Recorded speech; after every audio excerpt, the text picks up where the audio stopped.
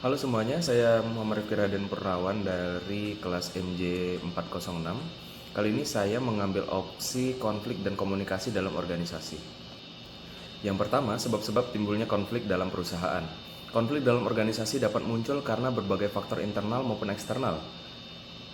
Dan berikut beberapa penyebab utama dan juga saya akan berikan contohnya.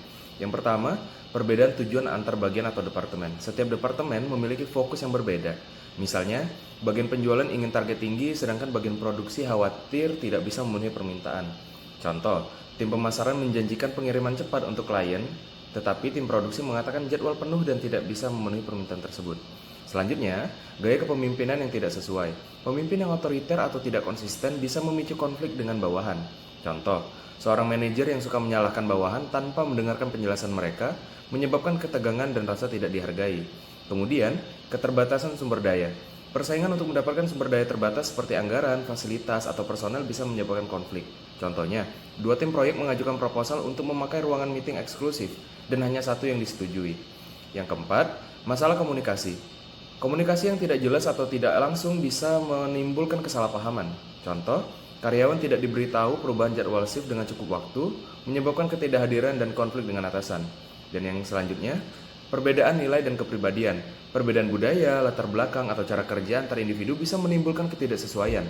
Contoh, seorang karyawan perfeksionis sulit bekerja sama dengan kolega yang lebih fleksibel dan santai dalam menangani tugas. Kemudian metode apa yang efektif untuk menangani konflik? Beberapa pendekatan yang dapat kita lakukan antara lain, yang pertama kolaborasi. Mencari win-to-win solution dengan melibatkan semua pihak untuk mencapai kesepakatan bersama. Penerapannya, dalam konflik antar tim pemasaran dan produksi, manajemen mengadakan diskusi bersama untuk menyusun jadwal realistis dan target penjualan yang selaras. Selanjutnya, kompromi. Masing-masing pihak mengorbankan sebagian tuntutannya demi mencapai kesepakatan. Penerapannya, dua manajer yang berebut anggaran sepakat untuk membagi dana secara proporsional berdasarkan urgensi. Selanjutnya, akomodasi. Satu pihak mengalah demi menjaga hubungan jangka panjang. Jika konflik bukan prioritas besar, maka akomodasi bisa dilakukan. Misalnya, seorang supervisor menyetujui perubahan jadwal kerja bawahan meskipun agak merepotkan demi mendukung kondisi pribadi karyawan tersebut. Kemudian, penghindaran. Menunda atau menghindari konflik untuk sementara waktu jika tidak mendesak. Penerapannya, manajer menunda pembahasan konflik antar staf hingga suasana lebih kondusif agar diskusi berjalan rasional. Dan yang terakhir, kompetisi. Satu pihak memaksakan solusinya, biasanya dalam situasi darurat atau kritis. Penerapannya, dalam situasi produksi yang genting, pimpinan mengambil keputusan sepihak untuk menyelamatkan proyek.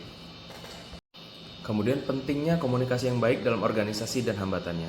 Apa sih pentingnya komunikasi yang baik? Yang pertama, dapat menjaga hubungan kerja harmonis antar karyawan dan atasan. Yang kedua, meminimalkan kesalahpahaman dan konflik. Yang ketiga, meningkatkan produktivitas karena semua pihak paham perannya. Yang keempat, mendukung keterbukaan dan kepercayaan dalam tim. Dan yang terakhir, meningkatkan efisiensi dalam pengambilan keputusan. Kemudian hambatan-hambatan apa sih yang umum dalam komunikasi? Yang pertama, hambatan fisik.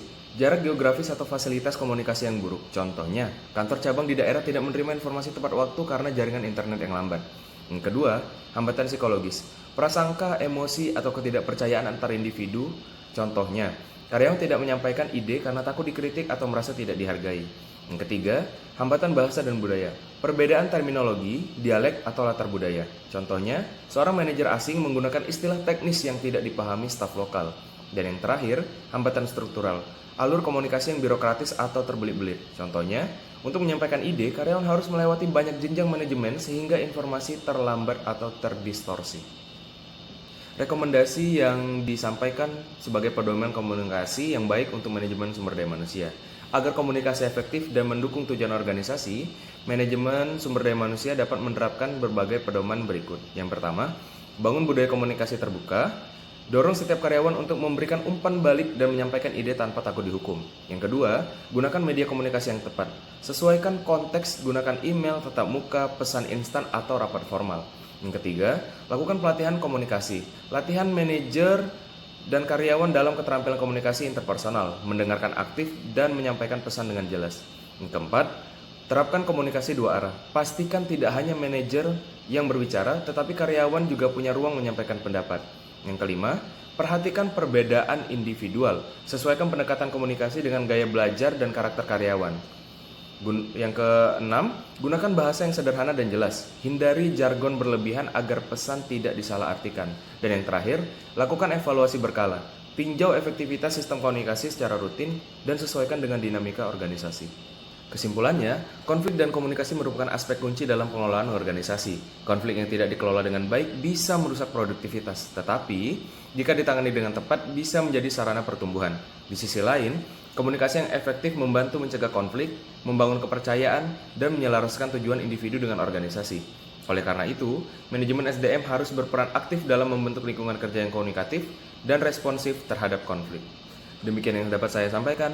Terima kasih.